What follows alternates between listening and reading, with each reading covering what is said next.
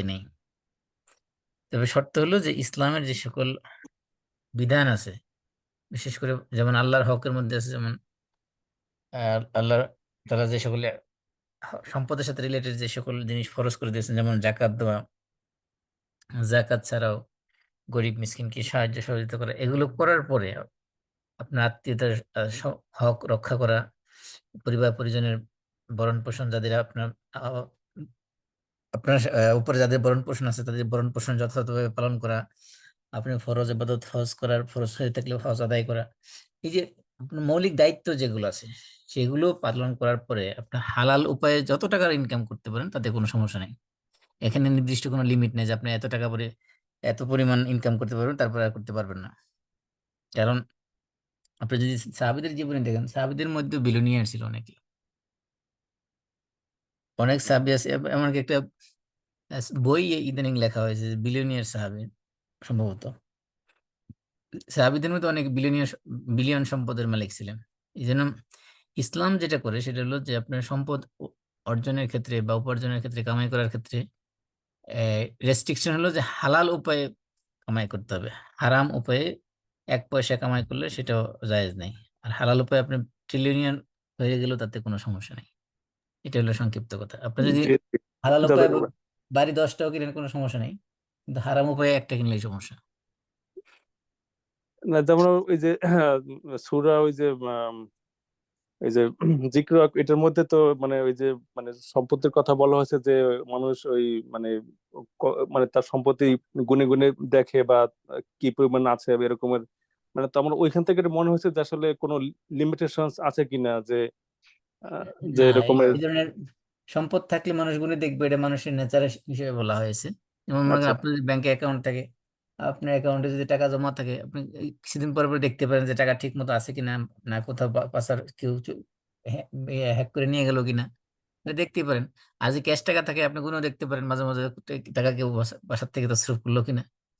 এগুলো মানুষের নেচার, মানুষের ফিতরত এগুলো। সম্পদ থাকাটা কোনো দূষণীয় না। দূষণীয় হলো যে সম্পদ আপনার হারাম উপায়ে উপার্জন করা, এটা হলো সমস্যা। দ্বিতীয় হলো সম্পদ থাকা সত্ত্বেও সেখান থেকে জাকাত না দেওয়া, এটা একটা সমস্যা। তৃতীয়ত হলো যে সম্পদ থাকা সত্ত্বেও কৃপণ হওয়া, এটা সমস্যা। সম্পদ থাকা সত্ত্বেও আত্মীয় স্বজনের অধিকার আদায় না করা, এগুলো সমস্যা।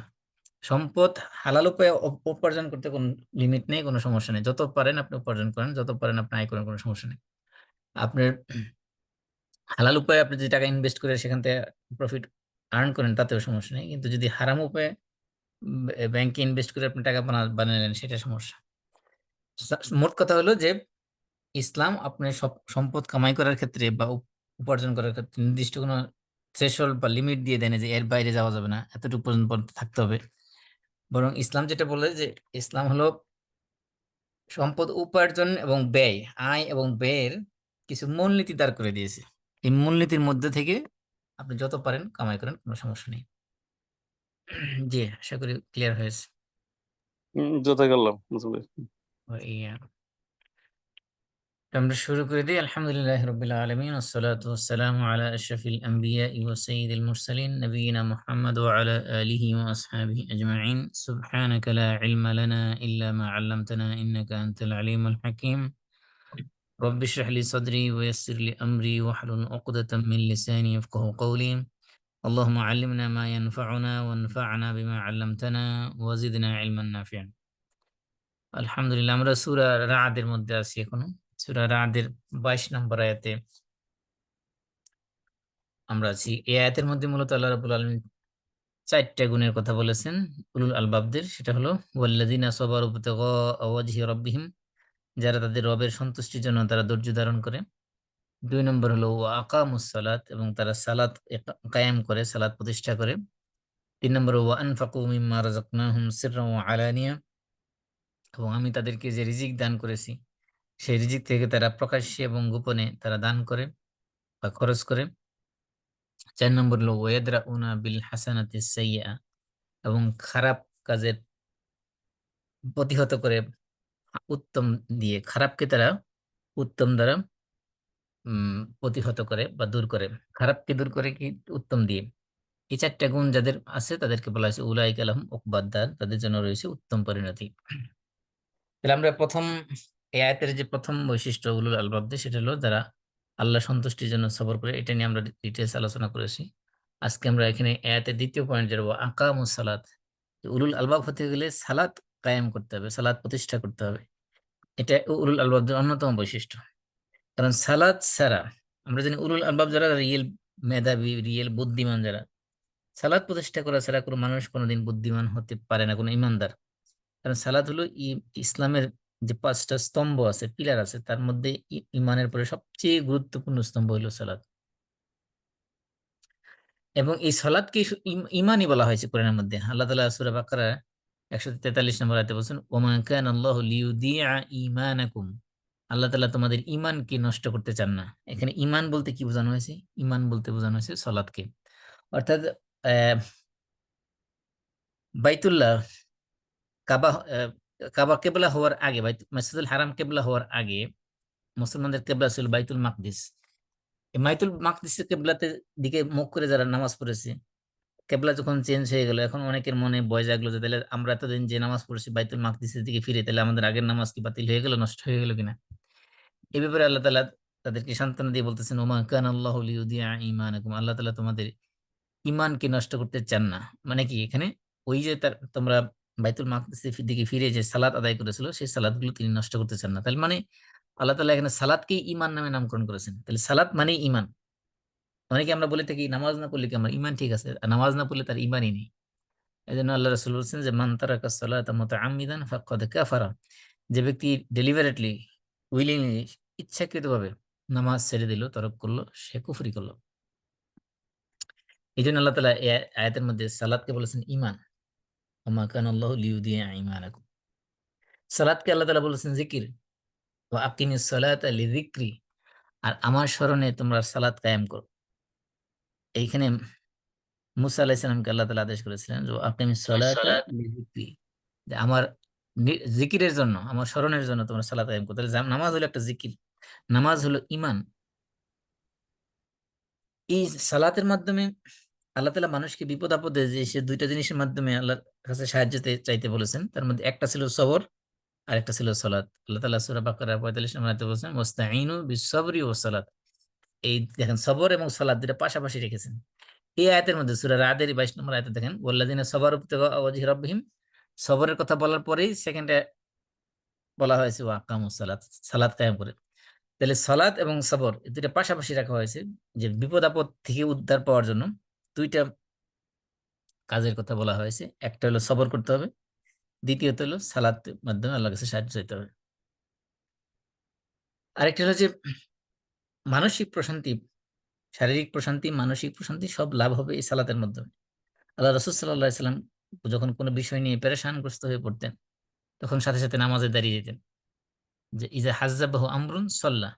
আসলে যখনই পুরো অকস্মাৎ কোনো ঘটনা ঘটে যেত, বা কোনো বড় ধরনের বিপদ এসে যেত, বা কোনো আনএক্সপেক্টেড সিচুয়েশনে পড়ে যেতেন, তখন তিনি নামাজে দাঁড়িয়ে যেতেন। নামাজটা হলো মানে আল্লাহ রাব্বুল আলামিনের কাছে সাহায্য চাওয়ার উত্তম মাধ্যম। এই জন্য মানুষের, বিশেষ করে যাদের কোনো মেন্টাল ডিপ্রেশন আছে, সাইকোলজিক্যাল কোনো প্রবলেম আছে, এবং যারা হাইপার টেনশনে ভুগতেছেন, তাদের জন্য নামাজ হতে পারে একটা অন্যতম মেডিটেশন। আল্লাহ রাসূল সাল্লাল্লাহু আলাইহি সাল্লাম কে আল্লাহ তাআলা বলেছেন ওয়ালাকাদ না'লামু আন্নাকা ইয়াদিকু সাদরুকা বিমা ইয়াকুলুন। হে রাসূল, আমরা জানি যে আপনার মনটা, অন্তরটা সংকীর্ণ হয়ে যাচ্ছে, ছোট হয়ে যাচ্ছে, যে তারা আপনার বিরুদ্ধে যে সকল এলিগেশন দিচ্ছে, অভিযোগ দিচ্ছে, যে সকল কটু কথা বলছে। রাসূলকে মানুষ, মক্কার কাফির মুশরিকরা নানা ধরনের বাজে কথা বলতো, রাসূলকে পাগল বলতো, গণক বলতো, কবি বলতো, জাদুকর বলতো, মিথ্যুক বলতো। আল্লাহ রাসূল তো নিজে জানতেন যে তিনি আল্লাহর পক্ষ থেকে রাসূল। জানা সত্ত্বেও মানুষ যখন রাসূলের সাথে এই ধরনের আচরণ করতো, রাসূলকে হত্যা করার জন্য ষড়যন্ত্র করতো, এগুলো জানার পরে আল্লাহ রাসূল মনে কষ্ট পাইতো, মানসিকভাবে অনেক নিজেকে, মনটা ছোট হয়ে যেত। এই অবস্থায় আল্লাহ তাআলা বলছেন, আমি হে হে রাসূল, আমি আমি জানি যে আপনার সদরটা, আপনার চেস্টটা সংকীর্ণ হয়ে যাচ্ছে তাদের এই কথার আচরণের কারণে, তাদের কথার কারণে। ফাসাব্বিহ, তাহলে আপনি এই আপনার এই মনের সংকীর্ণতা, যেটা মনের মধ্যে যে সং কি বলে আমরা, যে বিপদ, মানে মানুষ যখন খুব দুশ্চিন্তাগ্রস্ত হয়ে পড়ে, ওয়ারিড হয়ে পড়ে, টেনশনের মধ্যে পড়ে, তখন তার যে মানসিক যে অবস্থাটা সৃষ্টি হয়, সেই অবস্থা থেকে উত্তরণের জন্য আল্লাহ তাআলা পথ বাতলে দিলেন, বলছেন কি ফাসাব্বিহ বিহামদি রব্বিক, আপনার রবের তাসবিহ করুন, প্রশংসার সাথে আপনার রবের তাসবিহ করুন। তাহলে আল্লাহর তাসবিহ সুবহানাল্লাহ, এবং আল্লাহর হামদ প্রশংসা আলহামদুলিল্লাহ। ওয়াকুম মিনাস সাজিদিন, এবং সিজদাকারীদের অন্তর্ভুক্ত হন, তার মানে সিজদা করে নামাজ পড়ো। তিনটা কথা আল্লাহ তাআলা শিক্ষা দিয়েছেন। এই জন্য যারা ডিপ্রেশনে ভোগে, তাদের ট্রিটমেন্ট এই আয়াতের মধ্যে দেওয়া হয়েছে যে যারা ডিপ্রেশন আছে তার তিনটা কাজ করতে হবে। এক নম্বর হলো তাসবিহ করতে হবে সুবহানাল্লাহ, দুই নম্বর আলহামদুলিল্লাহ তাসবিহ, তিন নম্বর হলো সিজদা করা বেশি বেশি। এই যে মানসিক যে সমস্যা, সেটার সমাধানও আছে এই সালাতের ভিতরে।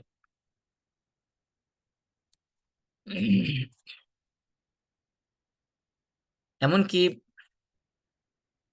মুসলমানদের বড় ধরনের কোনো বিপদ আপদ ঘটলে জীবনে, সেক্ষেত্রে ইসলাম সালাতের মাধ্যমে বিপদ থেকে উদ্ধারের শিক্ষা দিয়েছে। যেমন মনে করেন যে চন্দ্রগ্রহণ, সূর্যগ্রহণ, এগুলো বড় ধরনের ফিনোমেনন বলা চলে, যে আল্লাহর সৃষ্টি জগতের মধ্যে বিশাল বড় ধরনের ঘটনা। এই চন্দ্রগ্রহণ, সূর্যগ্রহণের সময় এই যে সূর্য এবং চন্দ্র, তারা এগুলো যে সূর্য, চন্দ্র এবং পৃথিবী, এগুলো একেবারে সমান্তরাল রেখার মধ্যে অবস্থান করে। এই অবস্থায় যে কোনো সময় এই যে আকর্ষণ, এমন একটা চৌম্বক আকর্ষণ সৃষ্টি হয়, এই আকর্ষণ কারণে যদি তারা কি হয়, তাদের কক্ষপথ থেকে ছুটে যায়, তাহলে গোটা পৃথিবী ধ্বংস হয়ে যেতে পারে। এই জন্য এটা বড় ধরনের একটা আহ, সৃষ্টি জগতে বড় ধরনের একটা ফিনোমেনন। এই এই এই সময়ে আল্লাহ রাব্বুল আলামিন এই বিপদ থেকে উদ্ধারের জন্য আল্লাহর কাছে সালাতের মাধ্যমে আশ্রয় চাওয়ার জন্য শিক্ষা দিয়েছেন। এই জন্য আমাদের জন্য আছে সালাতুল কুসুফ, চন্দ্রগ্রহণ, সূর্যগ্রহণের নামাজ। এই নামাজ হলো মানুষ যখন ঘুমের মধ্যে খুব বড় ধরনের দুঃস্বপ্ন দেখে, দুঃস্বপ্ন দেখে ঘুম থেকে যখন চিৎকার করে যখন ঘুম থেকে জেগে ওঠে, আল্লাহ রাসূল সাল্লাল্লাহু আলাইহি ওয়াসাল্লাম আদেশ করেছেন যে শয়তান যদি এই ধরনের কোনো ভয়ঙ্কর স্বপ্ন তাকে দেখায়, যে স্বপ্ন দেখে সে দুশ্চিন্তাগ্রস্ত হয়ে পড়েছে, তাহলে যাতে সেটা উঠে 2 রাকাত নামাজ পড়ে নেয়। ঘুম থেকে উঠে ওযু করে 2 রাকাত নামাজ পড়ে নেয়। তার মাধ্যমে সেই দুঃস্বপ্ন দূর হয়ে যাবে ইনশাআল্লাহ। এমনকি নামাজ মানুষের অস্থিরতা, মানসিক যে অস্থিরতা, অধৈর্য হয়ে যাওয়া, যেটা অনেক সময় আছে মানুষ বিপদ আপদে পড়লে অধৈর্য হয়ে অস্থির হয়ে যায়, আর ধৈর্য হারা হয়ে যায়, ধৈর্যের বাঁধ ভেঙে যায় মানুষের। এমন অবস্থায় আল্লাহ তাআলা বলছেন সূরা মাআরিজের মধ্যে, ইন্নাল ইনসানা খুলিকা হালুআ, যে মানুষকে সৃষ্টি করা হয়েছে তাড়াহুড়া প্রবণ করে, অস্থির করে। ইজা মাসসাহু শাররু জাজুআ, মানুষের যখন কোনো বিপদ আপদ আসে, অকল্যাণকর কোনো কিছু আসে জীবনে, তখন সে মানুষ অধৈর্য হয়ে যায়, অস্থির হয়ে যায়। ওয়া ইজা মাসসাহুল খায়রু মানুআ, আর মানুষের জীবনে যখন কল্যাণকর কিছু আসে, তখন মানুষ কি হয়ে যায়, কৃপণ হয়ে যায়, মানুষ অন্যকে দিতে কৃপণতা করে। তবে আল্লাহ তাআলা বলছেন ইল্লাল মুসাল্লিন, তবে এই অবস্থা সৃষ্টি হবে না কাদের জন্য, যারা মুসাল্লি, মুসাল্লি মানে কি, যারা সালাত আদায় করে। সালাত আদায় করলে মানুষের মানসিক অস্থিরতা এগুলো দূর হয়ে যাবে। বিশেষ করে মানুষ যখন মানে ধৈর্যের বাঁধ ভেঙে যাচ্ছে, যাদের যে অবস্থা, এই অবস্থা যাদের সৃষ্টি হচ্ছে, তারা যদি সালাত আদায় করে নিয়মিত, তাদের সে অবস্থার পরিবর্তন হবে। এমনকি সালাতের মাধ্যমে আল্লাহ তাআলা রিজিকের প্রশস্ততা ওয়াদা দিয়েছেন। আল্লাহ বলছেন ওয়া'মুর আহলাকা বিস-সালাত, আপনি আপনার পরিবারকে সালাতের আদেশ করুন, ওয়াসতাবির আলাইহা লা নাসআলুকা রিজকান নাহনু নারযুক, এবং আপনি আপনার পরিবারের সদস্যদেরকে নামাজের আদেশ করুন, এবং সেই ব্যাপারে আপনি ধৈর্য ধারণ করুন, এটা কন্টিনিউয়াস করুন, এটা কনস্ট্যান্টলি তাদেরকে উপদেশ দিতেই থাকুন নামাজের। এবং আল্লাহ বলছেন লা নাসআলুকা রিজকা, আমি আপনার কাছে রিজিক চাই না, নাহনু নারযুকুক, যে আমি তো আপনাকে রিজিক দিয়ে থাকি। সুতরাং যদি একটা কোনো পরিবারের সদস্যরা সবাই যদি নামাজের ব্যাপারে যত্নবান হয়, মানে গুরুত্ব দেয়, যত্নশীল হয়, আল্লাহ রাব্বুল আলামিন তাদের রিজিকের মধ্যে বরকত দিবেন, রিজিক বাড়িয়ে দিবেন। এমনকি এই সালাত মানুষের শরীরকে চাঙ্গা করে, মনকে চাঙ্গা করে, অলসতাকে দূর করে দেয়। তার প্রমাণ হলো হাদিসের মধ্যে আসছে যে মানুষ যখন রাত্রে ঘুমাইতে যায়, তখন শয়তান তার এই মাথার পিছনের অংশে এই গাড়ির উপরে এখানে 3টা গিঁট দেয়। গিঁট দিয়ে সে শয়তান পড়তে থাকে মন্ত্র, তার শয়তানি মন্ত্র, কি পড়তে থাকে, পরে আলাইকা লাইলুন তবিলুন ফারকুদ, এই মন্ত্র পড়ে সে ফু দিতে থাকে 3টা ফু দেয়। এবং যখন সে বান্দা যখন সকালে যখন ঘুম থেকে উঠে, যখন সে আল্লাহর জিকির করে, সে ঘুম থেকে ওঠার দোয়া যখন পড়ে, তখন একটা গিট খুলে যায়। যখন সে আরেকটা অজু করে, তখন দ্বিতীয় গিটটা খুলে যায়। যখন সে নামাজে দাঁড়ায়, নামাজ পড়ে, তখন তার 3টা গিট, শয়তানের দ্বারা 3টা গিটই খুলে যায়। ফাআসবাহা নাশীতান তাইয়িবান নাফস, তখন মানুষটা অ্যাক্টিভ, একেবারে কর্মচঞ্চল হয়ে যায় এবং সতেজ হয়ে ওঠে, এবং তার মনটা পবিত্র হয়। তাহলে তার মানে বুঝা যাচ্ছে সালাত মানুষকে কি করে, কর্মঠ করে, অলসতা, মানুষের মানসিক শারীরিক অলসতা দূর করে দেয়। আর সালাত যারা পড়বে না, এবং আল্লাহ রসুল বলছেন ওই হাদিসের মধ্যে, যে যদি কেউ ওই 3টা গিট নিয়ে সকাল ঘুম থেকে উঠে, তারপরে সে সকালে উঠে আল্লাহর জিকির করলো না, ওযু করলো না, নামাজ পড়লো না, সূর্য ওঠার পরে সে ঘুম থেকে উঠলো, কিন্তু এই কোনো কাজই করলো না, তার তার মানে কি হলো, সে অলস অবস্থায় দিন শুরু করলো। এবং খাবিসান নাফস, তার মনটা থাকবে অপবিত্র মন নিয়ে, সে সারাদিন যাপন করবে।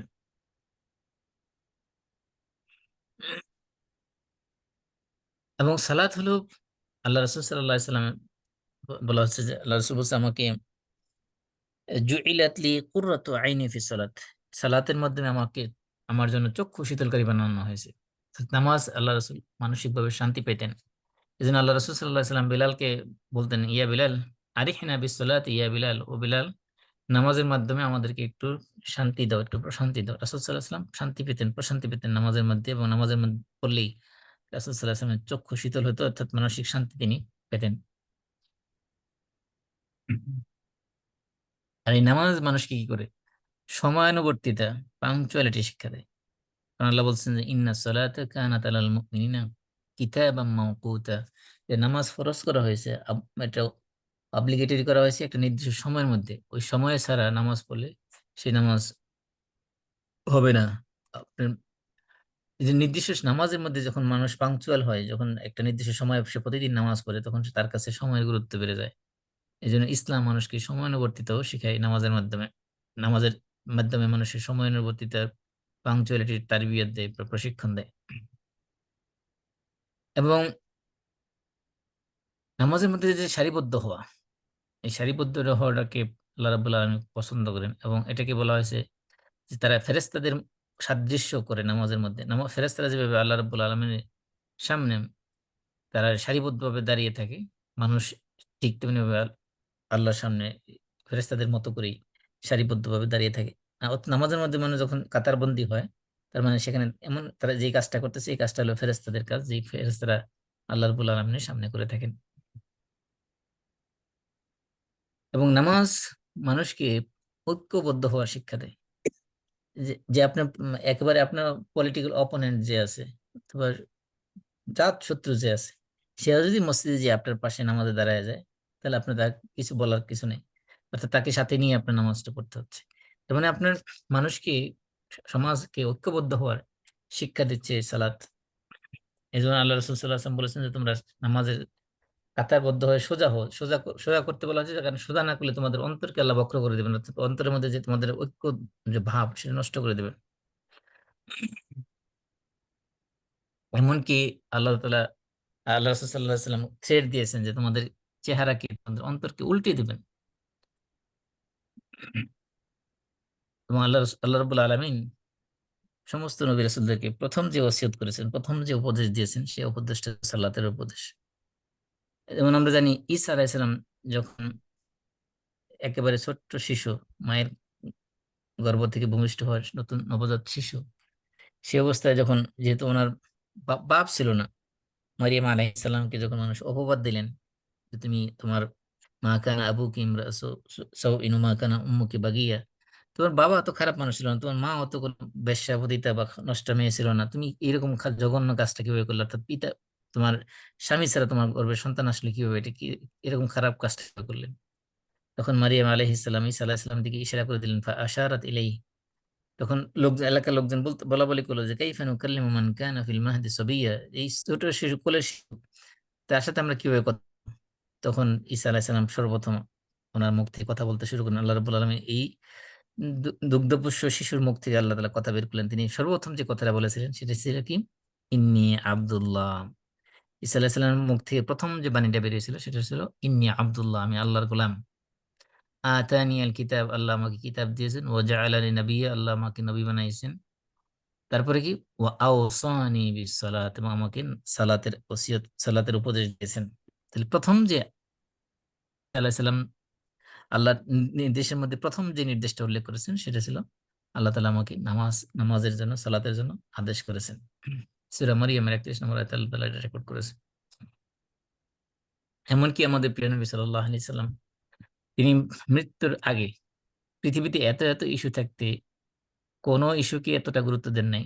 সবচেয়ে গুরুত্ব যেই জিনিসটা দিয়েছেন সেটা হলো সালাত। তিনি মৃত্যুর আগে সর্বশেষ যে বাণীটা আল্লাহ রাসূলের মুখ থেকে বেরিয়েছিল সেটা ছিল আসসালাত, আসসালাত ওয়াত্তাকুল্লাহ ফীমা মালাকাত আইমানুকুম, যে তোমরা সালাত, এবং সালাত মানে কি, সালাতের ব্যাপারে যত্নবান হও, সালাতের ব্যাপারে গুরুত্ব দিও, আর তোমরা আল্লাহকে ভয় করো তোমাদের অধিকারভুক্ত দাসীদের ব্যাপারে। তার মানে রাসূল সাল্লাল্লাহু আলাইহি ওয়াসাল্লাম জীবনের সর্বশেষ ওসিয়ত এই উম্মার জন্য রেখে গেছেন, সেটা ছিল সালাত।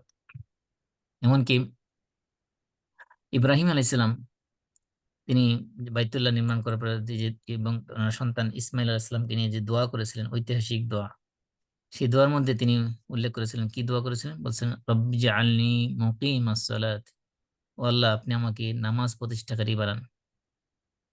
এই যে সূরা ইব্রাহিমের 40 নম্বর আয়াতে আল্লাহ তাআলা বলেছেন যে রব্বি জাআলনি মুকিমাস সালাত ওয়া মিন যুররিয়াতি, ও আল্লাহ আমাকে এবং আমার বংশধরদেরকে আপনি নামাজ প্রতিষ্ঠাকারী বানান।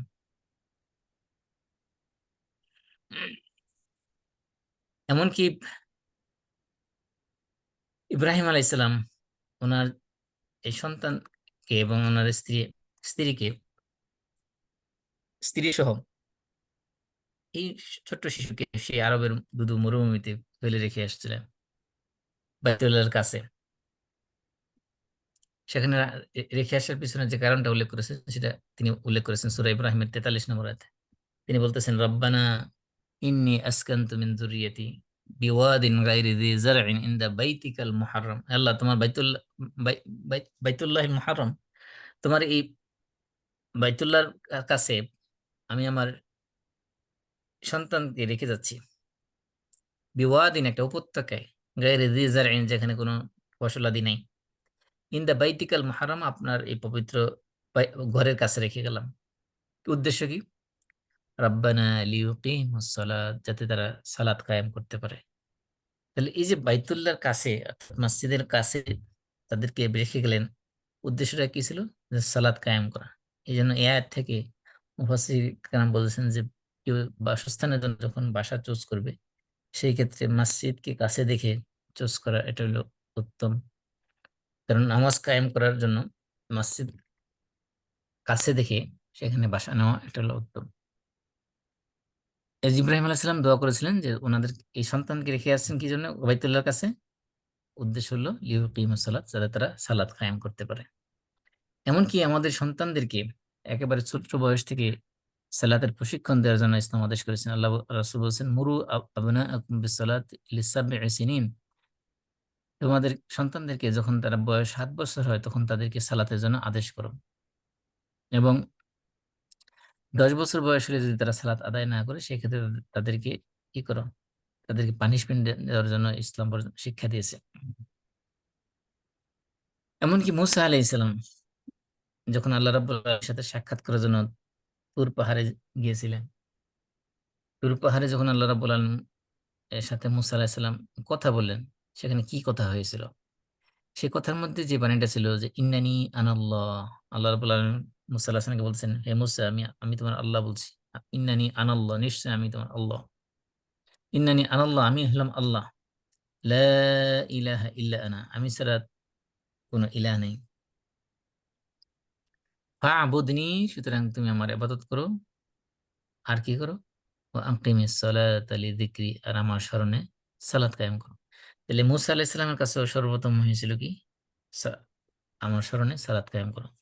ঈসা আলাইহিস সালাম মায়ের গর্ভ থেকে, মায়ের কোলে থেকে শিশু অবস্থায় আল্লাহ রাব্বুল আলামিন প্রথম যে বাণীটা শুনিয়েছিলেন সেটা ছিল ওয়া আওসানি বিস সালাত, এবং আমাকে আল্লাহ তাআলা আদেশ করেছেন সালাতের। এমনকি মুসা আলাইহিস সালাম এবং ওনার ভাই হারুন আলাইহিস সালাম ওনাকে যখন ওনাদেরকে আল্লাহ তাআলা আদেশ করেছিলেন যে, এবং বনি ইসরাইল যারা, যাদেরকে ফেরাউন অত্যাচার করতো তাদেরকে সহ সালাত কায়েম করার জন্য আদেশ করেছেন, যেটা রেকর্ড করা হয়েছে সূরা ইউনূসের 87 নম্বর আয়াত। আল্লাহ বলছেন, ওয়া আওহাইনা ইলা মূসা ওয়া আখিহি, আমি মূসা এবং তার ভাইয়ের কাছে ওহী করলাম, তার ভাই মানে হারুন আলাইহিস সালাম, আন তাবাওয়াউ লিকাওমিকুমা বিমিসরা বুয়ুতা, যে তোমরা তোমাদের কওমের জন্য মিশরের মধ্যে বাড়িঘর তৈরি করো, ওয়াজআলু বুয়ুতাকুম কিবলাতান, এবং তোমাদের ঘরগুলোকে তোমরা কিবলা বানায় ফেলো, ওয়া আকিমুস সালাত, এবং তোমরা সালাত কায়েম করো। তাহলে মূসা আলাইহিস সালামকে এবং তার ভাই হারুন আলাইহিস সালামকে আল্লাহ তাআলা আদেশ করেছেন বনি ইসরাইলদের, তাদেরকে সাথে নিয়ে যাতে তারা সালাত কায়েম করে। এমনকি আল্লাহ রাব্বুল আলামিন সূরা হজের 41 নম্বর আয়াতে বলছেন, যারা দুনিয়াতে আল্লাহ যদি ইমানদারদেরকে কখনো ক্ষমতাশীল করেন, কোনো রাষ্ট্রীয় ক্ষমতা তাদেরকে দেন, তাদের যে মৌলিক কাজ, সেই কাজগুলো উল্লেখ করেছেন যে আল্লাযীনা ইম্মাক্কান্নাহুম ফিল আরদ, তাদেরকে যখন আমি জমিনে তাদেরকে ক্ষমতা দেই, তারা কি করে? তাদের প্রথম কাজ হবে আকামুস সালাত, তারা প্রথম কাজ হলো তারা সালাত কায়েম করবে। এখানে একটা গুরুত্বপূর্ণ বিষয় হলো যে পুরা কোরআনের মধ্যে আল্লাহ রাব্বুল আলামিন কোথাও বলেন নাই যে সল্লু, তোমরা নামাজ পড়ো কিংবা নামাজ আদায় করো। যত জায়গায় সালাতের কথা বলা হয়েছে সব জায়গায় বলা হয়েছে আকামুস সালাত অথবা ইউকিমুনাস সালাত, সালাত কায়েম করতে বলা হয়েছে, সালাত পড়তে কোথাও বলা হয়নি। তাহলে সালাত কায়েম জিনিসটা কি? এবং এইখানেও বলা হয়েছে যে উলুল আলবাব যারা, তাদের বৈশিষ্ট্য হলো তারা আল্লাহ সন্তুষ্টির জন্য ধৈর্য ধারণ করবে এবং তারা সালাত কায়েম করবে। কায়েমের অর্থ আমাদের জানতে হবে। আমরা প্রথমে সালাতের গুরুত্বটা বোঝার পরে তারপর আমরা কায়েমের অর্থ দিকে যাবো ইনশাআল্লাহ।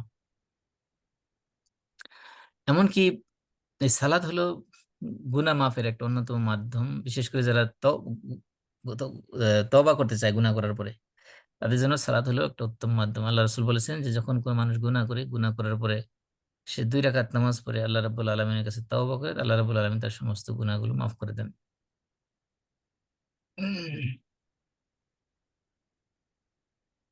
এমনকি সালাত রিজিক আসার অন্যতম কারণ, অন্যতম মাধ্যম। যেমন মারিয়াম আলাইহিস সালাম, উনি যখন ওনাকে যখন বাইতুল মাকদিসের তত্ত্বাবধান দেখাশোনার জন্য ওনাকে যখন রাখা হলো সেখানে, এবং ওনার মারিয়াম আলাইহিস সালামের দেখাশোনার দায়িত্ব ছিল ওনার খালু জাকারিয়া আলাইহিস সালাম। তো কুল্লামা দাখালা আলাইহা জাকারিয়া, জাকারিয়া আলাইহিস সালাম যখন ওই মারিয়াম আলাইহিস সালামকে দেখাশোনার জন্য মসজিদের ভিতরে ঢুকতেন, ফিল মিহরাব ওয়াজাদা ইনদাহা রিজকা, সেখানে মিহরাবের মধ্যে তিনি দেখলেন যে, মেহরাব মানে যে জায়গাটাতে মারিয়াম আলাইহিস সালাম নামাজ পড়তেন, সেখানে দেখতেন যে নতুন নতুন রিজিক আল্লাহর পক্ষ থেকে, ফল ফ্রুট, জান্নাত, বিভিন্ন জিনিস যেগুলো মৌসুম ছাড়া পাওয়া যায় না, এমন সব ফলমূল সেখানে আল্লাহর কাছ থেকে চলে আসছে। তখন তিনি প্রশ্ন করলেন, ক্বালা ইয়া মারইয়ামু আন্না লাকি হাযা, তোমার কাছে এই রিজিক কোত্থেকে আসলো? ক্বালাত হুয়া মিন ইনদিল্লাহ, এগুলো আসছে আল্লাহ রাব্বুল আলামিনের পক্ষ থেকে। তাহলে বোঝা গেছে যে জাকারিয়া আলাইহিস সালাম ঢুকলেন কোথায়? ফিল মেহরাব। অর্থাৎ মেহরাব বলতে বোঝানো হচ্ছে যেই জায়গায় মারিয়াম আলাইহিস সালাম নামাজ পড়তেন, সেই জায়গার মধ্যে তিনি জাকারিয়া আলাইহিস সালাম ঢুকলেই সেখানে দেখতেন বিভিন্ন ধরনের রিজিক। তার মানে নামাজের মাধ্যমে আল্লাহ রাব্বুল আলামিনের পক্ষ থেকে রিজিক আসে। এমনকি সন্তান পাওয়ার জন্য নামাজ হলো অন্যতম একটা ইবাদত। জাকারিয়া আলাইহিস সালাম, তিনি বুড়া হয়ে গেছিলেন, ওনার স্ত্রী বন্ধা, ওনার সন্তান হওয়ার কোনো সম্ভাবনা নাই। তো যে আল্লাহ তাআলা মারিয়াম আলাইহিস সালামকে এই মৌসুম ছাড়া ফল দিতে পারেন, সে আল্লাহ ইচ্ছা করলে এই বুড়া বয়সে সন্তান দিতে পারেন। সেই জন্য হুনালিকা দাআ জাকারিয়া রব্বাহ, আল্লাহ রাব্বুল আলামিনের কাছে দোয়া করলেন জাকারিয়া আলাইহিস সালাম যে একটা সন্তান যাতে আল্লাহ তাআলা দান করেন। তো আল্লাহ রাব্বুল আলামিন ওনার দোয়া কবুল করলেন। ফানাদাতুল মালাইকা ওয়া হুয়া কাইমুন ইউসাল্লি ফিল মিহরাব, জাকারিয়া আলাইহিস সালাম যখন নামাজ পড়তেছিলেন মেহরাবের মধ্যে, ওই অবস্থায় ফেরেশতারা এসে জাকারিয়া আলাইহিস সালামকে ডাকলেন, ডেকে বললেন, আন্নাল্লাহা ইউবাশশিরুকা বিয়াহইয়া, আল্লাহ রাব্বুল আলামিন আপনাকে ইয়াহইয়া নামক একজন সন্তানের সুসংবাদ দিচ্ছেন। ইয়াহইয়া উনিও একজন নবী ছিলেন। তাহলে এই যে মিহরাবের মধ্যে নামাজ পড়তেছিলেন জাকারিয়া আলাইহিস সালাম, নামাজরত অবস্থায় ওনাকে সুসংবাদ দিলেন। তার মানে নামাজের মাধ্যমেই ওনারা সন্তান চাচ্ছিলেন আল্লাহ রাব্বুল আলামিনের কাছে। আরেকটি হলো যে সালাতের অন্যতম আরেকটা উপকারিতা হলো সালাত মানুষকে সব সব সব সব সব ধরনের ভালো কাজের আদেশ করে এবং সব ধরনের খারাপ কাজ থেকে মানুষকে বিরত রাখে। তার প্রমাণ হলো যে সোহাইব আলাইহিস সালামের জাতি যখন সোহাইব আলাইহিস সালামকে বলতেছিলেন যে আসসালাতুকা তা'মুরুকা আন তাতরুকা মা ইয়াবুদু আবাউনা ওয়া আন তাফ ওয়া আন নাফআলা ফি আমওয়ালিনা মা নাশা, যে তোমার সালাত কি তোমাকে আদেশ করতেছে যে আমরা যে আমাদের বাপদাদা বাপদাদারা যার ইবাদত করতো, যাদের পূজা করতো, তাদেরকে বাদ দেওয়ার জন্য আদেশ করতেছে, এবং আমরা আমাদের সম্পদের মধ্যে আমরা যা ইচ্ছে তাই করতাম, সেগুলো করতে আমাদের সম্পদ দিয়ে নিষেধ করতেছে তোমার সালাত। অর্থাৎ এই সালাতই মানুষকে কি করতো, খারাপ কাজ থেকে নিষেধ করতো, নিষেধ করে। এবং আল্লাহ তাআলা বলছেন ইন্না সালাতা তানহা আনিল ফাহশাই ওয়াল মুনকার, ফাহিশা, অশ্লীল এবং খারাপ কাজ থেকে সালাত মানুষকে বিরত রাখে।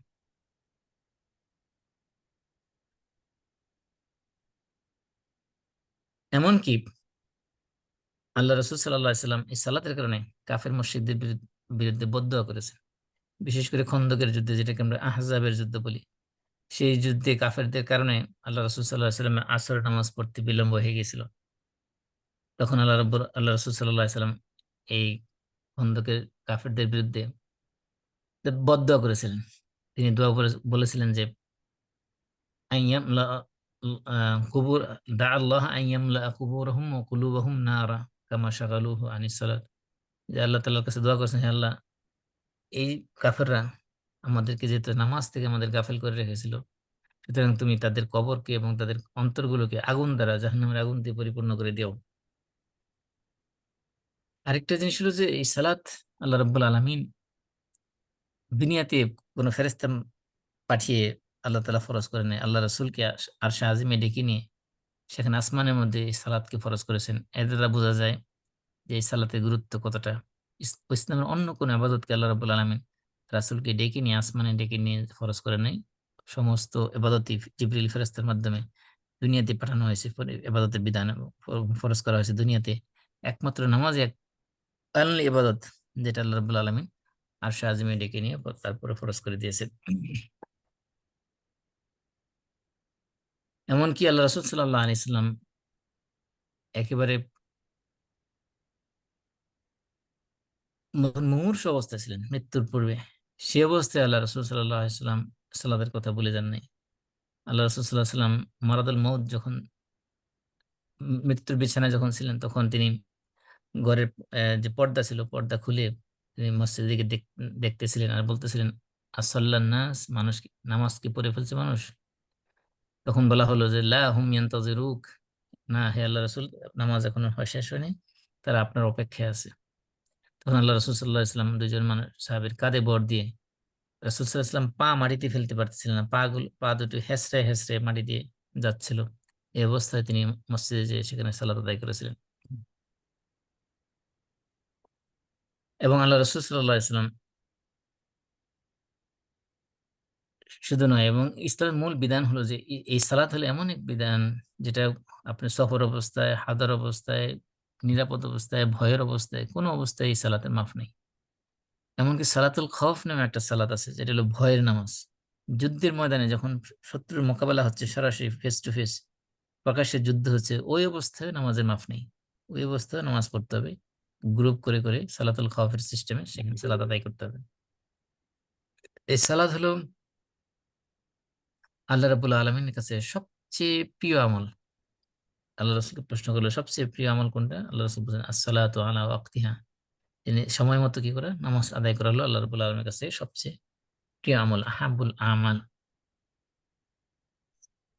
এমনকি এই সালাত আদায়ের জন্য মানুষ যখন মসজিদে যাবে, প্রত্যেকবার যখন মসজিদে যাবে, প্রত্যেকবার মসজিদে যাতায়াতের জন্য আল্লাহ রাব্বুল আলামিন তার জন্য জান্নাতের মধ্যে একটা বালাখানা রেডি করবেন। নুজুল বলা হয়েছে। নুজুল মানে হলো একজন গেস্ট, তাকে আপ্যায়ন করার জন্য যে ধরনের আয়োজন করা হয় সেগুলোকে বলা হয় নজুল। তারপর যতবার মসজিদে যাবেন, প্রত্যেকবার মসজিদে যাতায়াতের জন্য আল্লাহ রাব্বুল আলামিন জান্নাতের মধ্যে ওইরকম একটা মেহমানদারির জন্য একটা করে নজুল তৈরি করবেন। এবং এই সালাতের জন্য যখন মানুষ মসজিদে গমন করবে, প্রতিটা কদমে তার মর্যাদা বৃদ্ধি করে দেওয়া হবে, এবং প্রতিটা কদমে তার রেওয়ার্ড লেখা হবে, এবং প্রতিটা কদমে তার গুনাহগুলো মাফ করে দেওয়া হবে। এই ফিলিংসটা থাকতে হবে যখন আমরা মসজিদে যাই, যে মনে করতে হবে যে আমার প্রত্যেকটা কদমে আমার মর্যাদা বৃদ্ধি করা দেওয়া হচ্ছে, আমার গুনাহ মাফ করে দেওয়া হচ্ছে এবং আমার নেকি বৃদ্ধি করা হচ্ছে। মানে প্রত্যেকটা কদমে নেকি লেখা হচ্ছে। এজন্য জাহান্নামে যাওয়ার যে সকল কারণগুলো আছে তার মধ্যে অন্যতম কারণ হলো সালাত না করা। আল্লাহ রাব্বুল আলামিন সূরা মুদ্দাসসিরের ৪২ এবং ৪৩ নম্বর আয়াতে বলছেন, মা সালাকাকুম ফি সাকার, জাহান্নামীদেরকে জিজ্ঞাসা করবে যে তোমাদের কি কোন জিনিস তোমাদেরকে জাহান্নামে নিয়ে আসলো? তখন তারা বলবে, জাহান্নামীরা বলবে, ক্বালু লাম নাকু মিনাল মুসাল্লিন। তখন জাহান্নামীরা তাদের জাহান্নামে যাওয়ার যে সকল কারণ বলবে তার মধ্যে প্রথম কারণ হলো লাম নাকু মিনাল মুসাল্লিন, যে আমরা মুসল্লি ছিলাম না, অর্থাৎ আমরা সালাত আদায় করতাম না। তাহলে যে সালাত আদায় না করা হলো জাহান্নামে যাওয়ার অন্যতম কারণ। এমনকি এই সালাত হলো কিয়ামতের দিন আল্লাহ রাব্বুল আলামিন বান্দার আহ আল্লাহর হকের মধ্যে যে সকল কাজে সবার আগে হিসাব নিবেন, সেগুলোর মধ্যে সবচেয়ে গুরুত্বপূর্ণ আমল হলো সালাত। সালাতের হিসাব নেবেন আগে। সালাতের হিসাবে যদি বান্দা সফল কাম হয়ে যায়, তার তার বাকি সমস্ত হিসাব তার জন্য সহজ হয়ে যাবে।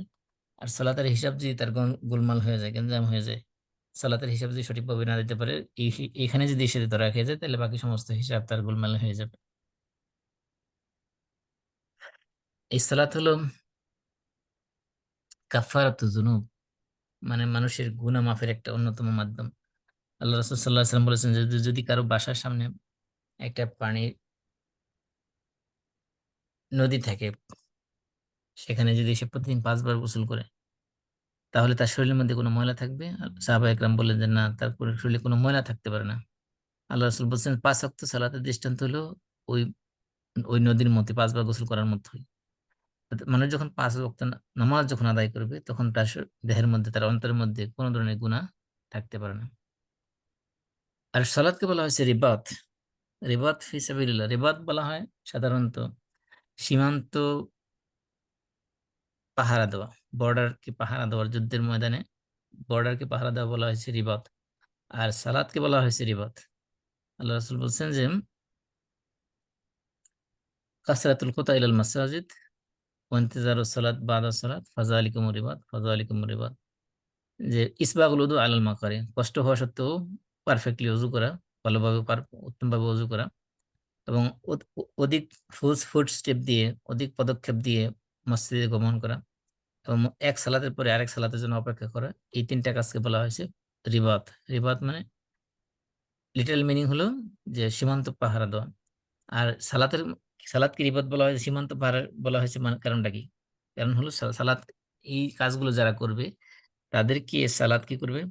তাদেরকে প্রোটেকশন দিয়ে রাখবে শয়তানের ওয়াসওয়াসা থেকে এবং সমস্ত খারাপ কাজ থেকে। অর্থাৎ এই কাজগুলো যারা করে, অর্থাৎ উত্তমভাবে যারা ওযু করে, মসজিদে গমন করে এবং নিয়মিত যারা সালাত আদায় করে, তাদেরকে এই যুদ্ধের ময়দানে যেরকম প্রহরীরা প্রোটেকশন দিয়ে বর্ডারকে হেফাজত করে, ঠিক তেমনিভাবে এই কাজগুলো যারা করে তাদেরকে সমস্ত খারাপ থেকে আল্লাহ রাব্বুল আলামিন প্রোটেকশন দিয়ে রাখবেন। এগুলোকে রিবাদ বলা হয়েছে। এমনকি যে ব্যক্তি বাসার থেকে উজু করে মসজিদে গমন করবে, সালাতের সাথে জামাত সালাতে জামাত জামাতের সাথে সালাত আদায় করার উদ্দেশ্যে, তার ফজিলত কতটুকু বলা হচ্ছে যে আজরুহু আজরিল হাজ্জি। সকালে যদি যায় কেউ মসজিদের মধ্যে, তার সওয়াব হলো আহ উমরার, এমন পরিপূর্ণ উমরার সওয়াবের সমপরিমাণ। আর বিকালে যদি কেউ যায় মসজিদের মধ্যে, তার সওয়াব বলা হয়েছে সে হলো পরিপূর্ণ হজের সওয়াব পাবে মসজিদে যাওয়ার কারণে। এবং এই সালাতের কারণে মানুষের চেহারার মধ্যে নূর তৈরি হবে এক ধরনের, যে দুনিয়াতে হতে পারে, আখিরাতে তো অবশ্যই হবে। আল্লাহ বললাম সীমাহুম ফি উজুহিম মিন আসারিস সুজুদ, তাদের চেহারার মধ্যে সিজদার আসার, সিজদার রেমনেন্ট সেখানে থাকবে। সেটা হলো কি? তার চেহারার মধ্যে নূর। এটা কিয়ামতের দিন থাকবে, দুনিয়ার মধ্যেও থাকতে পারে। দুনিয়াতে তাদের চেহারার মধ্যে লাবণ্যতা আসতে পারে, আর আখেরাতে তো অবশ্যই সেখানে নূর চমকাতে থাকবে। আল্লাহ রাসূল সাল্লাল্লাহু আলাইহি ওয়াসাল্লাম বলছেন বাশশিরিল মাশাঈনা ফি যুলাম ইলাল মাসাজিদ বিন-নূরিত তামি ইয়াউমাল কিয়ামা। আমরা জানি যে কিয়ামতের দিন মানুষ তার আমল অনুযায়ী সে নূর লাভ করবে। কারো যার আমল পরিমাণ বেশি হবে সে পরিপূর্ণ নূর পাবে, যার আমলের পরিমাণ কম হবে, নেক কাজের পরিমাণ কম হবে, সে অল্প নূর পাবে, যেগুলো দিয়ে এই নূর সাথে নিয়ে তার সিরাত পার হইতে হবে। তো যারা অন্ধকারের মধ্যে মসজিদে গমন করবে, বিশেষ করে ফজর এবং এশার নামাজের মধ্যে জন্য মসজিদে যখন যাবে, এই সময়টাতে সাধারণত অন্ধকার থাকে। আল্লাহ রাসূল বলছেন যে যারা এই অন্ধকারের মধ্যে মসজিদে গমন করে তাদেরকে পরিপূর্ণ নূরের সুসংবাদ দাও কিয়ামতের দিন। কিয়ামতের দিন তারা কমপ্লিট নূর পাবে, তাদের লাইট কোনো অভাব সেখানে থাকবে না, তার পরিপূর্ণ নূর তাদেরকে দেওয়া হবে এই অন্ধকার অবস্থায় মসজিদে যাওয়ার জন্য। এই জন্য এই যে উলুল আলবাব যারা হবে তাদের অন্যতম বৈশিষ্ট্য হলো যে তারা এই নামাজকে তারা গুরুত্ব দিবে। এখন প্রশ্ন হলো যে তাদের, যে আমরা বলেছিলাম যে তারা হলো সালাত কায়েম করবে, সালাত শুধুমাত্র পড়বে না, তারা কি করে সালাত কায়েম করে, কায়েমের কথা বলা হয়েছে। তো এখন কায়েম মানে এটা কি? কায়েম বলা হচ্ছে যে সালাত তারা আদায় করে, সালাতের পরিপূর্ণ কাজ যেগুলো আছে এর মধ্যে রুকু আছে, সেজদা আছে, রুকু সেজদা সহ সালাতে যত কার্যাবলী আছে সমস্ত কার্যাবলী যথাযথভাবে আদায় করে এবং খুশুর সাথে। খুশু হলো নামাজের রূহ বা স্পিরিট বলতে পারেন। রূহ না থাকলে যেমন দেহের কোনো মূল্য থাকে না, খুশু না থাকলে ওই নামাজের কোনো মূল্য নেই। এই নামাজটা হলো জাস্ট একটা ফিজিক্যাল এক্সারসাইজের মতো। এবং খুশু মানে এখানে বিনয় এবং নম্রতা। আল্লাহ রাব্বুল আলামিনের সামনে যখন মানুষ দাঁড়াবে তখন নিজেকে একেবারে ছোট করে, একেবারে তুচ্ছ করে নিজেকে আল্লাহর সামনে নিজেকে নত করে দেওয়া, এটার নাম হলো খুশু। এবং একামতের মধ্যে আরো আছে যে কোরআন কোরআন থেকে যা কিছু তেলাওয়াত করা হচ্ছে সেগুলো নিয়ে চিন্তা করা, সেগুলো নামাজের মধ্যে সেগুলো নিয়ে ধ্যান করা, এবং যে সকল জিকির আজকার নামাজের মধ্যে তাসবিহ তাহলিল যেগুলো পড়া হচ্ছে সেগুলো উপলব্ধি করা, এবং নামাজ জামাতের সাথে নামাজ সালাত আদায় করা। এবং সালাতের মধ্যে যখন মানুষ ঢুকবে তখন দুনিয়া এবং দুনিয়ার মধ্যে যা কিছু আছে, যত জিনিস আছে দুনিয়াবি সবকিছুকে তার পিছনে ফেলে দিয়ে আল্লাহ রাবুল আলমের সামনে নিজেকে উপস্থাপন করা। এই সালাত প্রতিষ্ঠানের মধ্যে আরো আছে সালাতের ব্যাপারে, 5 ওয়াক্ত সালাতের ব্যাপারে যত্নবান হওয়া, বিশেষ করে ওয়াক্ত মতো সালাত আদায় করা। তাহলে এই সালাত যারা হবে তারা সালাত কায়েম করবে, কায়েম করে মানে 4টে অর্থ। 1 নম্বর অর্থ হলো যে সালাতের যে সকল শরুত আছে, শর্ত শারায়াত আছে, কন্ডিশন আছে সালাত আদায় করার জন্য, সে সমস্ত শর্ত শারায়াত সহকারে তারা নামাজকে সংরক্ষণ করবে। 2 নম্বর হলো যে নামাজের রুকু এবং সিজদাগুলো সেগুলোকে তারা পারফেক্টলি আদায় করবে। রুকু রুকু এবং সিজদা এ ব্যাপারে আলাদা গুরুত্ব দেওয়া হয়েছে, কারণটা কি? কারণ কিছু মানুষ আছে নামাজের মধ্যে কাক যেরকম খাবার খাওয়ার সময় ঠোকর দেয়, তারা রুকু সিজদাগুলো এরকম ঠোকর দেওয়ার মতোই করে। রুকুর থেকে ওঠার সময় ঠিক মতো ওঠে না, আবার বাঁকা হওয়ার সময় ঠিক মতো বাঁকা হয় না, এবং সিজদা করার সময় তারা পরিপূর্ণভাবে সিজদা করে না। অনেকে আছে যে আপনার এই সিজদার মধ্যে যে অঙ্গগুলোর কথা বলা হয় হাদিসের মধ্যে, এই সবগুলো অঙ্গ দিয়ে সিজদা করে না। এখানে তার মধ্যে থাকতে হবে উম, দুই পায়ের বৃদ্ধাঙ্গুলি, 2 হাঁটু, দুই হাতের তালু, কপাল এবং নাক। এই সবগুলো অঙ্গ সিজদার মধ্যে মিশতে হবে, এবং 2 বাহুকে 2 দিকে ফাঁকা করে রাখতে হবে। বাহু শরীরের সাথে মিশিয়ে মিশিয়ে রাখা যাবে না, অথবা মাটির সাথে মিশিয়ে দেওয়া যাবে না। মাটির সাথে মিশিয়ে দেওয়াকে আল্লাহ রাসূল হাদিসের মধ্যে বলেছেন যে এটাকে ইমবিসাতুল কালব বলা হচ্ছে, যে কুকুর যেরকম বসার সময় 2 হাত মাটির সামনের দিকে বিছিয়ে দিয়ে বসে, তোমরা সেভাবে হাত মাটির দিকে সাথে বিছিয়ে দিয়ে বসবে না, বরং কি করবে, হাত আর এই যে 2 বাহু, যে 2 বাহু সিজদা করার সময় মাটির থেকে উপর দিকে উঠে রাখতে হবে। এমনকি হাদিসের মধ্যে আসছে যে যখন মানুষ সিজদা করবে তখন তার এই সিজদা করার সময় যখন সে উপর হয়ে থাকবে তখন তার বুকের নিচ দিয়ে যাতে একটা ছাগলের বাচ্চা যাতায়াত করতে পারে এতটুকু পরিমাণ ডিস্টেন্স বা এতটুকু পরিমাণ ফাঁকা জায়গা রাখতে হবে। এই জন্য যে কখনো রুকু সিজদা করার সময় যাতে তাড়াহুড়া না করে, বিশেষ করে মানে খুশু খুজু পরিপন্থী যে কাজটা সেটা যাতে না হয়, তাড়াহুড়া যাতে না হয় রুকু সিজদার মধ্যে, সেই দিকটা খেয়াল রাখতে হবে যাতে রুকু এবং সিজদা পারফেক্টলি করা হয়। সেখানে কোনো তাড়াহুড়া করা যাতে না হয় সেদিকে খেয়াল রাখতে হবে। আর একটা বিষয় হলো যে সবসময় নামাজ খুশুর সাথে পড়তে হবে, খুশুর ব্যাপারে যত্নবান হতে হবে। খুশু হলো সবচেয়ে গুরুত্বপূর্ণ বিষয়। আরেকটা হলো সালাত। সালাত জামাতের সাথে আদায় করতে হবে। জামাতের সাথে আদায় করার না হলে সেটাকে সালাত কায়েম করা বলা হয় না, বা ইকামত ইকামত বলা হয় না। সালাত কায়েম করতে বলা হয়েছে, সালাত শুধু পড়তে বলা হয়নি। এখানে বিষয়, গুরুত্বপূর্ণ বিষয় হলো সালাত কায়েম করতে বলা হয়েছে। তাহলে তাহলে আমরা কয়েকটা বিষয় পাইলাম। সালাতের আরকান হাকাম যেগুলো আছে সেগুলো শুধু নামাজ শুধুমাত্র পড়লে হবে না, সেগুলোকে নামাজের মুহাফাজা করতে। মুহাফাজা মানে এগুলো সংরক্ষণ করা, মানে হলো যে সমস্ত আরকান হাকাম যা কিছু আছে সবকিছু সহই সালাত আদায় করতে হবে। সালাত কি, বিশেষ করে রুকু সিজদার ব্যাপারে যত্নবান হতে হবে। রুকু সিজদা গুলো যাতে পারফেক্টলি আদায় করা হয়, সেই সালাত জামাতের সাথে আদায় করতে হবে, এবং সালাত খুশুর সাথে আদায় করতে হবে। এই সবগুলো বিষয়কে একসাথে বলা হয়েছে সালাত কায়েম করা। এবং সালাত কায়েমের মধ্যে এটাও আছে যে নিজে নিজে শুধু সালাত পড়ার মধ্যে না, নিজের পরিবার পরিজনকেও সালাতের ব্যাপারে আদেশ করা, তাদেরকে সালাতের প্রতি উদ্বুদ্ধ করা, এটাও সালাত কায়েমের ভিতরে আসে। আর বিশেষ করে যে আল্লাহ তাআলা বলছেন যে যারা রাষ্ট্রীয় ক্ষমতা পাবে তাদের প্রথম কাজ হলো যে তারা আল্লাযীনা মাক্কান্নাহুম ফিল আরদ, সূরা হজ্জের 41 নম্বর আয়াতে আল্লাহ বলছেন আল্লাযীনা মাক্কান্নাহুম ফিল আরদ আকামুস সালাত ওয়া আতাউজ যাকাত ওয়া আমারু বিল মারুফ ওয়া নাহাউ আনিল মুনকার ওয়ালিল্লাহিল আকিবাতুল উমুর। যারা, যাদেরকে রাষ্ট্রীয় ক্ষমতা দেওয়া হবে তাদের প্রথম কাজ যেহেতু সালাত প্রতিষ্ঠা করা, এই জন্য রাষ্ট্রীয়ভাবে সালাত কায়েম করতে হবে। তাহলে ব্যক্তি জীবন থেকে শুরু করে একেবারে সমাজের মধ্যে, রাষ্ট্রীয় পর্যায়ে সর্বাবস্থায় সালাদকে প্রতিষ্ঠা করার নামে হলো সালাত কায়েম করা। তাহলে উলুল আলবাব যারা হবে তারা নিজেরা যেরকম সালাত নিজেরা নামাজের ব্যাপারে যত্নবান হবে, নামাজের আরকান আহকাম সহকারে সেগুলো পড়বে, সেগুলো নিয়মিত নামাজের সংরক্ষণ করবে। এমন না যে নামাজ শুধু মাঝে মধ্যে পড়ে, শুক্রবারে পড়ে, বা যখন মন চায় তখন পড়ে, বিষয়টা এমন না। আল্লাহ বলছেন ওয়াল্লাযীনা হুম আলা সালাতিহিম দাঈমুন, তারা সালাতের মধ্যে দাওয়ামাত থাকবে, কন্টিনিউয়াস পড়বে সালাত, সালাতকে সব সময় সংরক্ষণ করবে। এই জন্য আর আরেকটা হলো যে সালাতের মধ্যে খুশু থাকতে হবে, কারণ খুশু ছাড়া সালাত কোনো দাম নেই। আল্লাহ বলছেন কদ আফলাহাল মুমিনুন, সেই মুমিনরা সফল কাম হয়ে গেছে। সফল কাম মুমিনদের প্রথম বৈশিষ্ট্য হলো, যারা কিয়ামতের দিন পরকালে যারা সফল কাম হবে তাদের প্রথম বৈশিষ্ট্য হলো আল্লাযীনা হুম ফি সালাতিহিম খাশিউন, যারা তাদের সালাতের মধ্যে খুশু তাদের মধ্যে থাকবে। তাহলে খুশু নামাজের মধ্যে পাইতে হলে অনেকগুলো কাজ আমাদের করতে হবে। এক নম্বর হলো যে খুশু মনের মধ্যে আসার জন্য যে সকল কাজ করণীয় সেগুলো আমাদের করতে হবে। যে সকল কাজ খুশুর পরিপন্থী, খুশু আসার বাধা সৃষ্টি করে, সেগুলোর থেকে আমাদের দূরে দূরে থাকতে হবে। তাহলে খুশু আসার জন্য সহযোগী যে সকল কাজ, তার মধ্যে অন্যতম হলো নামাজের জন্য প্রস্তুতি নেওয়া।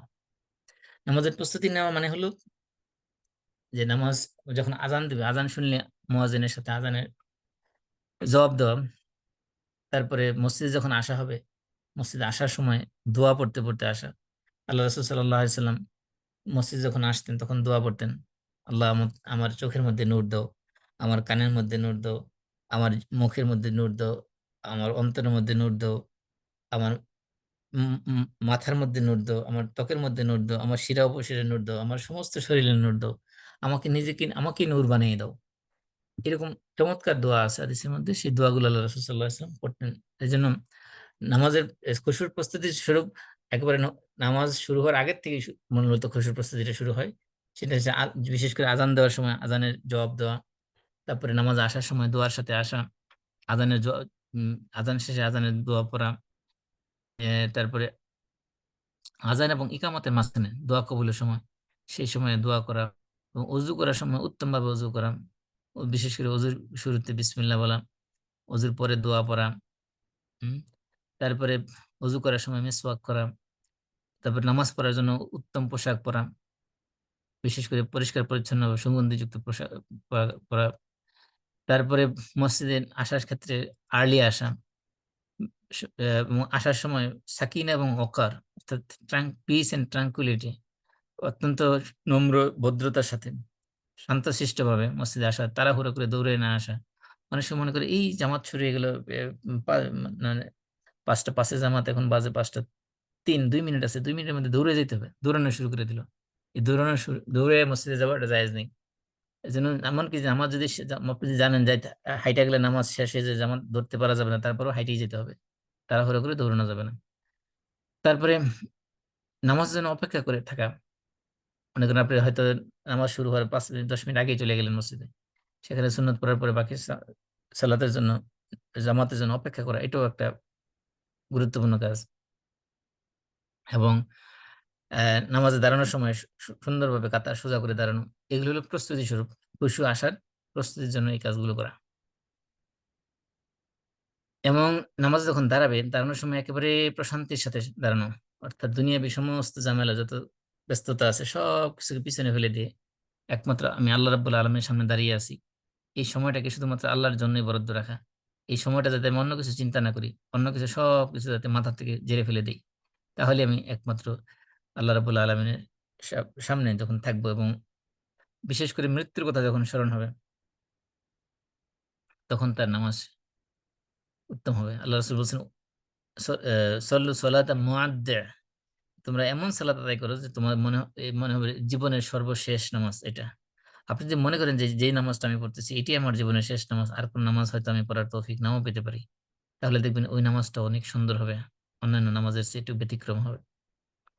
তারপরে বিশেষ করে খুশু আসার জন্য যেটা করতে হবে সেটা হলো যে যে আয়াতগুলো পড়া হচ্ছে, বিশেষ করে আপনি যখন তেলাওয়াত করবেন, নিজে নিজে যখন নামাজ পড়েন, নামাজের মধ্যে যে সূরাগুলো তেলাওয়াত করেন, এমন সব সূরা পিক আপ করবেন যে সূরাগুলো আপনি অর্থ জানেন।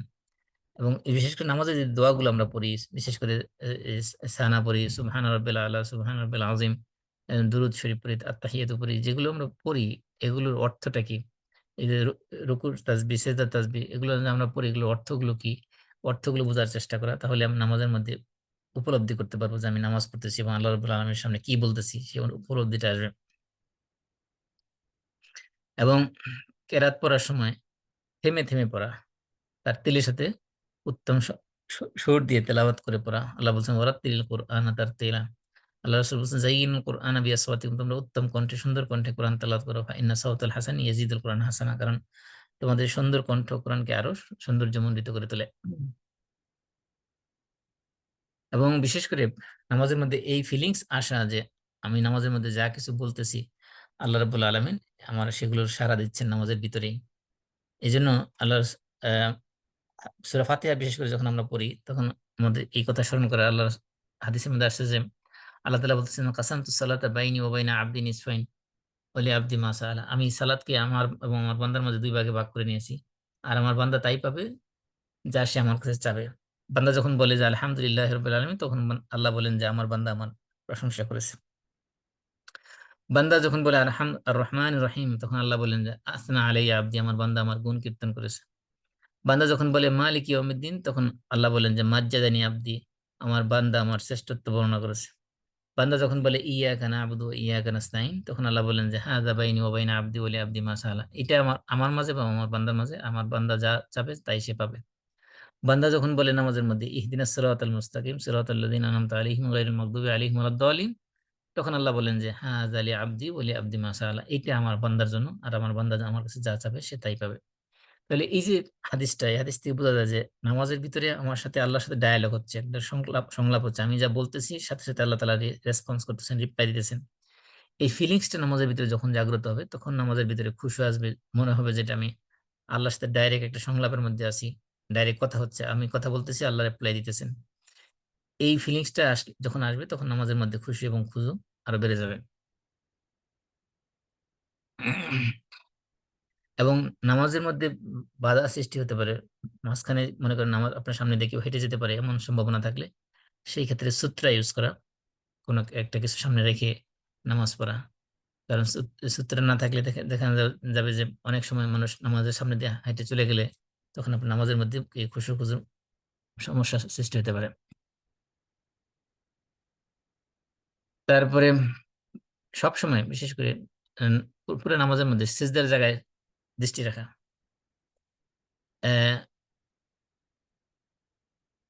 আল্লাহ রাসূল সাল্লাল্লাহু আলাইহি সাল্লাম নামাজে যখন দাঁড়াইতেন, তখন ওনার দৃষ্টি সবসময় সিজদার দিকে থাকতো, জমিনের দিকে থাকতো। আর যখন তাশাহুদের জন্য বসবেন, বসে যখন আমরা আত্তাহিয়াতু পড়তে থাকবো, সেই সময় আমাদের যে শাহাদাত আঙ্গুলি, যেটা আমরা সবসময় নাড়াতে থাকি, অথবা আশহাদু আল্লা ইলাহা ইল্লাল্লাহ বলে যখন উপরের দিকে তোলে, এই আঙ্গুলের দিকে দৃষ্টি থাকবে। বাকি সমস্ত সময় পুরো নামাজে সবসময় সে দৃষ্টি থাকবে সিজদার দিকে, শুধুমাত্র তাশাহুদ পড়ার সময় দৃষ্টি থাকবে হাতের শাহাদাত আঙ্গুলের দিকে। আর একটা হলো নামাজের মধ্যে এই শাহাদাত আঙ্গুলি এটা নাড়ানো তাশাহুদ পড়ার সময়, এটাও একটা উত্তম কাজ। কারণ হলো আল্লাহ রাসূল বলছেন যে লাহিয়া আসাদ্দু আলা শাইতান মিনাল হাদিদ। এই কাজটা এটা শয়তানের জন্য আহ, মানে লোহার চেয়ে বেশি কঠিন এই কাজটা, অর্থাৎ শয়তান এই কাজটাকে খুবই অপছন্দ করে। কারণ হলো এটা এই শাহাদাত আঙ্গুলের মাধ্যমে আল্লাহর একত্ববাদের সাক্ষ্য দেওয়া হচ্ছে, এটা শয়তানের জন্য খুবই কষ্টকর। এই জন্য এই নামাজের মধ্যে এই শাহাদাত আঙ্গুলি নাড়ানো এটাও একটা নামাজের খুশু খুজুর মধ্যে অন্যতম কাজ। আরেকটা হলো যে সূরা এবং দোয়াগুলো পড়ার ক্ষেত্রে ভিন্ন ভিন্ন সূরা, ভিন্ন ভিন্ন দোয়া পড়া। এক্ষেত্রে দেখা যায় অনেক সময় হয় কি যে আমরা অনেক সময় হয় আমাদের রুটিন ওয়ার্কের মতো হয়ে যায়, যেমন একই একই জিনিস বারবার পড়তে পড়তে পড়তে পড়তে এটা অনেকটা মানে জাদু মন্ত্রের মতো পড়তে থাকে, কিন্তু ভিতরে এটার গভীরে ঢুকার মতো সময় হয় না। এই জন্য আমরা অনেক সময় দোয়া চেঞ্জ করতে পারি। যেমন মনে করি আমরা নামাজের তাশাহুদ তাকবীরাতুল ইহরামের পরে সানা পড়ি, সানা কি পড়ি? সুবহানাকাল্লাহুম্মা ওয়া বিহামদিক ওয়া তাবারাকা ইসমুকা ওয়া তাআলা জাদ্দুক ওয়া লা ইলাহা গায়রুক। এইটা ছাড়াও আরো অনেক দোয়া আছে, সেগুলো আমরা পড়তে পারি। যেমন একটা চমৎকার দোয়া আছে, আল্লাহুম্মা বাঈদ বাইনি ওয়া বাইনা খাতায়ায়া কামা বা'আদতা বাইনাল মাশরিকি ওয়াল মাগরিব আল্লাহুম্মা নাক্কিনি খাতায়ায়া কামা ইউনাক্কা আত-থাওবুল আবীদু মিনাদ দানাস আল্লাহুম্মা আগসিলনি মিন খাতায়া বিল মাই ওয়াস সালজি ওয়াল বারাদ। এরকম অনেক দোয়া আছে, এগুলো আমরা পড়তে পারি। এমনকি রুকুর তাসবিহ, সিজদার তাসবিহ, সুবহান রাব্বিয়াল আলা, সুবহান রাব্বিয়াল আযীম, এগুলো তো আমরা পড়ি। এগুলোর সাথে আরো নতুন নতুন দোয়া আছে, সেগুলো আমরা পড়ে মুখ একদিন নতুন নতুন একটা করে মুখস্থ করবেন, নতুন নতুন প্র্যাকটিস করবেন। যেমন মনে করেন একটা দোয়া হলো সুবহান কুদ্দুসুন রাব্বুল মালাইকাতুর রূহ। এটা আপনি সিজদাতে পড়তে পারেন, রুকুতেও পড়তে পারেন। একটা দোয়া আছে যেমন আল্লাহুম্মা গফিরলি মা কদ্দামতু ওয়া মা আখখারতু ওয়া মা আসরারতু ওয়া মা আ'লানতু ওয়া মা আনতা আ'লামু বিহি মিন্নী আনতাল মুকদ্দিমু ওয়া আনতাল মুআখিরু লা ইলাহা ইল্লা আনতা। এরকম নতুন নতুন দোয়া মুখস্থ করবেন, তাহলে দেখবেন যে এই যে আমরা যখন বদবাদাজে পড়ে যাচ্ছি সুবহান রাব্বিল আযীম, সুবহান রাব্বিল আযীম, সুবহান রাব্বিল আযীম, সুবহান রাব্বিল, এরকম আর হবে না। নতুন দোয়া যখন পড়বেন, নতুন দোয়ার অর্থটা সহজ যদি মুখস্থ করে নিতে পারেন, তাহলে আরো বেশি সুন্দর হবে। এগুলো মানুষ নামাজের মধ্যে কি করবে? খুশু এবং খুজু বৃদ্ধি করবে।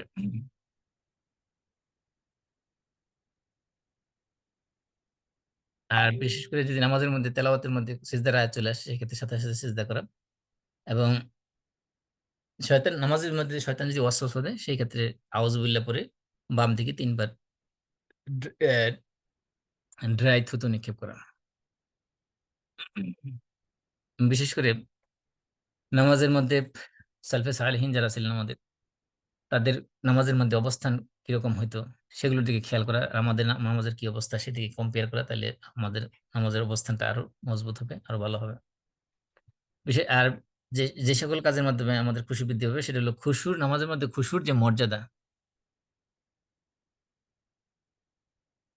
সেই খুশুর মর্যাদাটা যে আমরা বুঝতে পারি, তাহলে খুশুর পরিমাণটা আরো বেশি বৃদ্ধি পাবে। আল্লাহ রাসূল বলছেন মা মিন ইমরিইন মুসলিমিন তাহদুরুহু সালাতুন মাকতুবা ফায়াহসিরু উযুআহা ওয়া খুশুআহা ওয়া রুকুআহা ইল্লা কানাত কাফফারাতান লিমা ক্বাবলাহা মিনাজ যুনুব মা লাম তু'তি কাবীরা ওয়া যালিকা আদ-দাহর কুল্লাহ। সহিহ মুসলিমের হাদিস। আল্লাহ রাসূল বলছেন যে যখন কোনো মুসলমান নামাজ, ফরজ নামাজের সময় হয় এবং সে উত্তমভাবে ওযু করে এবং খুশুর সাথে উযু এবং খুশু এবং রুকু এগুলো যদি তখন সে পারফেক্টলি করে, তখন তার এই নামাজের কারণে, এই উযুর কারণে, এই খুশুর কারণে তার সমস্ত অতীতের সমস্ত গুনাহ কাফফারা হয়ে যায়। যতক্ষণ না যদি না সে কোনো কবিরা গুনাহ করে থাকে, অর্থাৎ সগীরা গুনাহগুলো সবগুলো এই নামাজের মাধ্যমে মাফ হয়ে যায়। আর বিশেষ করে আহ, বেশি বেশি দোয়া করা নামাজের মধ্যে, বিশেষ করে সিজদার জায়গায়। আল্লাহ রাসূল বলছেন যে আকরাবু মা ইয়াকুনু আল-আবদু মিন রাব্বিহি ওয়া হুয়া সাজিদ ফাআকসিরুদ দুআ। বান্দা আল্লাহ সব নিকটবর্তী হয় সবচেয়ে বেশি সিজদার মধ্যে, সুতরাং সিজদার মধ্যে তোমরা বেশি বেশি দোয়া করো।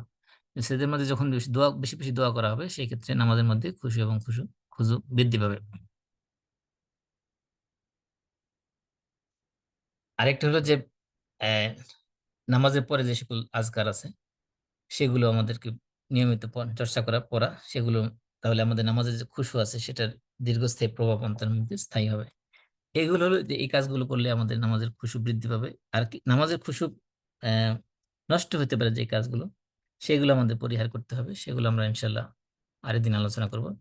আমাদের যেহেতু সময় শেষ, আমরা এখানে শেষ করে দিচ্ছি। আমরা সবাই পড়ি কাফারাতুল মাজলিস, সুবহানাকাল্লাহুম্মা ওয়া বিহামদিক, আশহাদু আল লা ইলাহা ইল্লা আনতা আস্তাগফিরুকা ওয়া আতুবু ইলাইক। আসসালামু আলাইকুম ওয়া Alaikum. রাহমাতুল্লাহি ওয়া Masmoy, বারাকাতুহু। জি।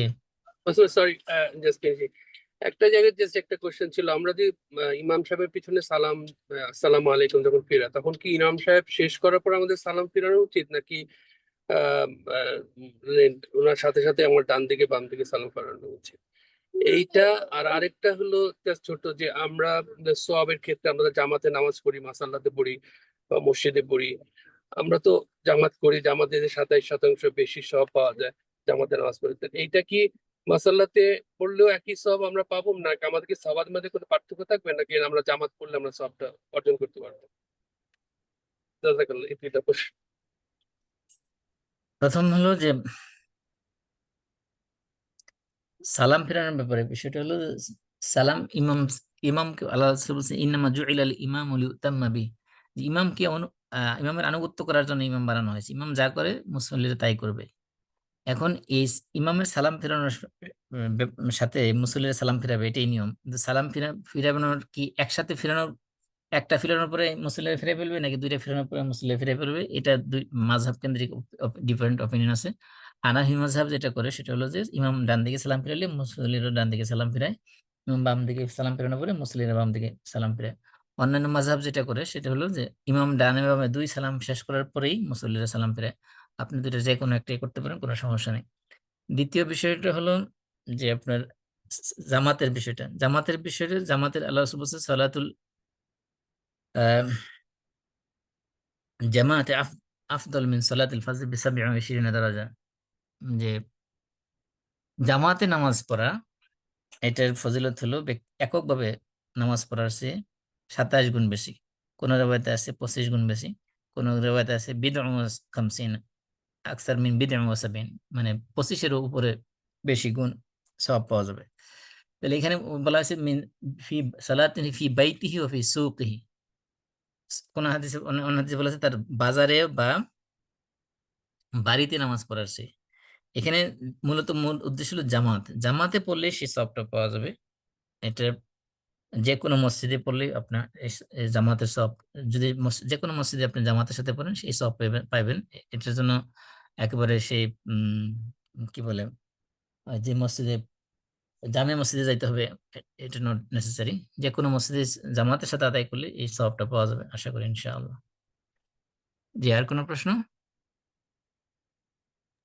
জাযাকাল্লাহ খাইর, এটাই ছিল। Thank you. Okay, thank you, bye. Masum ভাই, আসসালামু আলাইকুম। জি জি বলেন। আসসালামু আলাইকুম। আমার একটা ছোট্ট কোশ্চেন, যে আমাদের সময় যে আমরা দাঁড়িয়ে দৃষ্টি রাখবো, এই যে আপনি বললেন যে আমরা যখন রুকু দিব, রুকুর সময় কোথায় দৃষ্টি রাখবো? তখন কি সেজদার দিকেই? হ্যাঁ, নামাজে শুধুমাত্র তাশাহুদ পড়ার সময় শাহাদাত আঙ্গুলের দিকে দৃষ্টি থাকবে, বাকি আচ্ছা সমস্ত আচ্ছা সময় সিজদার দিকে দৃষ্টি থাকবে, এমনকি রুকুর সময়। আচ্ছা যদিও আচ্ছা। হানাফি মাযহাবের কিছু কিছু স্কলারের বক্তব্য হলো ওই সময় দৃষ্টি থাকবে পায়ের পাতার দিকে, ওই এই জি ধরনের। জি, একজন বলছিল, এই জন্য আমি কনফিউজ হয়ে না গেছিলাম। না, যা যা আপনি গেল, এখন ক্লিয়ার। হাদিস দ্বারা যেটা প্রমাণিত সেটা হলো যে আপনার দৃষ্টি থাকতে হবে সর্বাবস্থায় আপনার সিজদার দিকে, আচ্ছা জমির আচ্ছা। দিকে। আর বিশেষ করে শাহাদাত তাশাহুদ পড়ার সময় শুধু দৃষ্টি থাকবে শাহাদাত আঙ্গুলের দিকে। জি, থ্যাংক ইউ জি, জাযাকাল্লাহ জি। ওকে, আসসালামু আলাইকুম রহমতুল্লাহ। ওয়ালাইকুম আসসালাম ওয়া রাহমাতুল্লাহি।